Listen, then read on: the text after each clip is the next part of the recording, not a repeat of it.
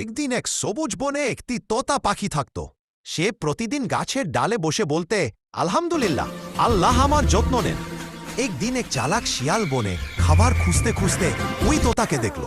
শিয়াল বলল, তোতা ভাই, তুমি খুব সুন্দর কথা বলো, কিন্তু একটু নিচে এসো, No, তোমার Fox সঙ্গে brother, গল্প করব। your words are Tota free, হাসলো, but your বলল, heart না শিয়াল seems ভাই, tricky. তুমি চতুর, তোমার কথা মিষ্টি, কিন্তু মনটা কেমন জানি দুষ্ট।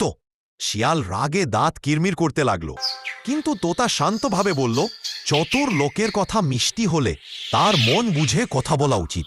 তারপর তোতা বলল, আল্লাহ আমাদের বুদ্ধি দিয়েছেন যেন আমরা শয়তানের ধোঁকায় না পড়ি। শিয়াল লজ্জা পেয়ে চলে গেল, আর তোতা আকাশের দিকে তাকিয়ে বলল, যে আল্লাহের উপর ভরসা করে তাকে কেউ ঠকাতে পারে না।